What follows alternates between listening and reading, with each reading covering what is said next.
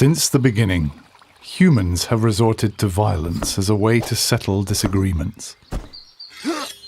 Yet through the ages, people from around the world have tried to limit the brutality of war.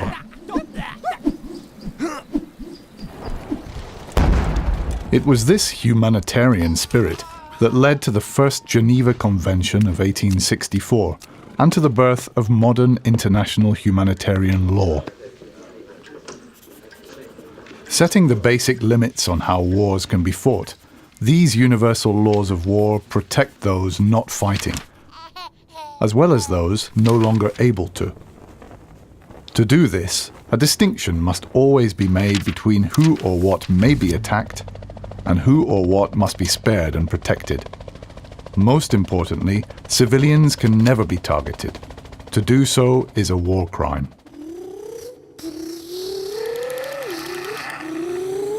When they drove into our village, they shouted that they were going to kill everyone. I was so scared. I ran to hide in the bush. I heard my mother screaming. I thought I would never see her again. Every possible care must be taken to avoid harming civilians or destroying things essential for their survival. They have a right to receive the help they need.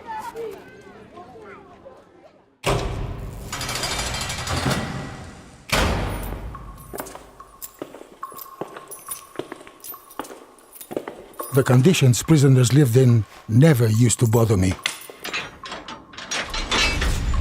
People like him were the reason my brother was dead. He was the enemy and was nothing to me.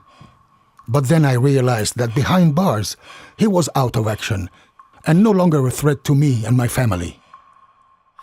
The laws of war prohibit torture and other ill treatment of detainees, whatever their past. They must be given food and water and allowed to communicate with loved ones. This preserves their dignity and keeps them alive.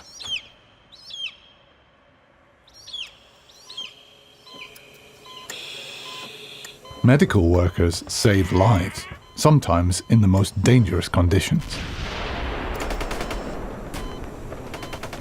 Fighters from both sides were wounded in a deadly battle. We were taking them to the nearest hospital. At a checkpoint, a soldier threatened us to treat his men only. We were running out of time, and I was afraid that now all of them were going to die. Medical workers must always be allowed to do their job, and the Red Cross or Red Crescent must not be attacked.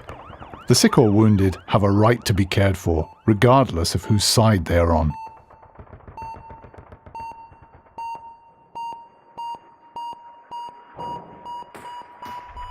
Advances in weapons technology have meant that the rules of war have also had to adapt. Because some weapons and methods of warfare don't distinguish between fighters and civilians, limits on their use have been agreed.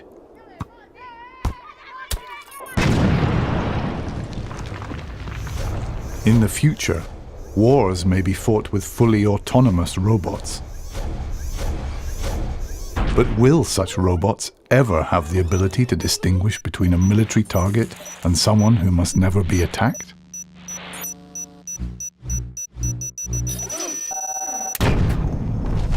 No matter how sophisticated weapons become, it is essential that they are in line with the rules of war. International humanitarian law is all about making choices that preserve a minimum of human dignity in times of war and make sure that living together again is possible once the last bullet has been shot.